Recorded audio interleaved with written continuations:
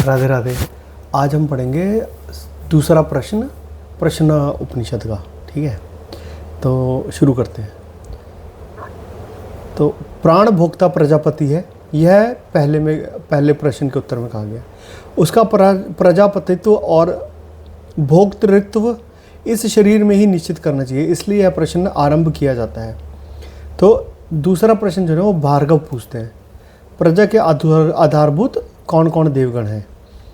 तदंतर उन पिपलाद मुनि से विदर्भ देशीय भार्गव ने पूछा, भगवान इस प्रजा को कितने देवता धारण करते हैं, उनमें से कौन कौन इसे प्रकाशित करते हैं और कौन उनमें सर्वश्रेष्ठ हैं। तब आचार्य पिपलाद ने कहा, वह देव आकाश है, वायु अग्नि जल पृथ्वी वाक संपूर्ण कामेंद्रिय मन अंतःकरण और चक्षु ज्ञानेंद्रिय समूह, ये भी देव ही हैं। वे सभी अपनी महिमा को प्रकट करते हुए कहते हैं, हम ही इस शरीर को आश्रय देकर धारण करते हैं। एक बार उनसे सर्वश्रेष्ठ प्राण ने कहा, तुम मोह को प्राप्त मत हो, मैं ही अपने को 5 प्रकार से विभक्त कर इस शरीर को आश्रय देकर धारण करता हूँ। किंतु उन्होंने इसका विश्वास नहीं किया। तब वह अभिमान पूर्वक मानो ऊपर को उठने लगा। उसके ऊपर उठने के साथ ही सब भी उठने लगे और उसके स्थित होने पर सब स्थित हो जाते हैं। जिस प्रकार मधुकर राज के ऊपर उठने पर सभी मक्खियाँ ऊपर चढ़ने लगती हैं और बैठ जाने पर सभी बैठ जाती हैं, उसी प्रकार वाक मन चक्षु और श्रोत्रादि भी प्राण के साथ उठने और प्रतिष्ठित होने लगते हैं। तब वे संतुष्ट होकर प्राण की स्तुति करने लगे।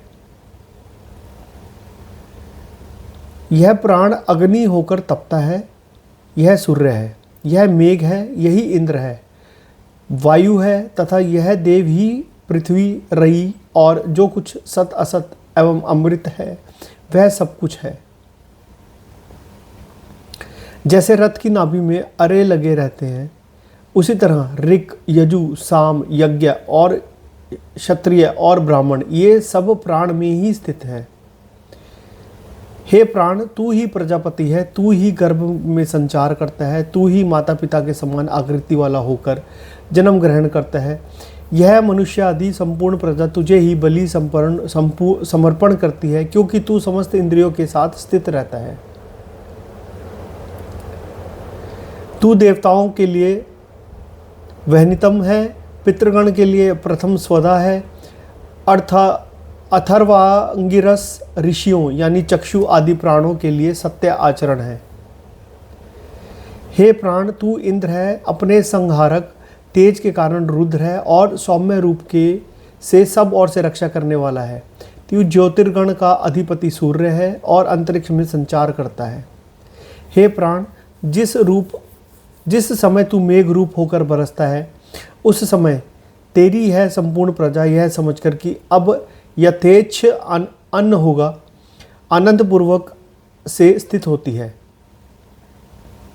हे प्राण, तू वार्तेय संस्कारहीन एक ऋषि नामक अग्नि भोक्ता और विश्व का संपत्ति है, हम तेरा भक्ष्य देने वाले हैं। हे वायु, तू हमारा पिता है। तेरा जो स्वरूप वाणी में स्थित है, जो श्रोत्र नेत्र और मन में व्याप्त है, उसे तू शांत कर, तू उत्क्रमण न कर। यह सब तथा स्वर्गलोक में जो कुछ स्थित है वह प्राण के ही अधीन है।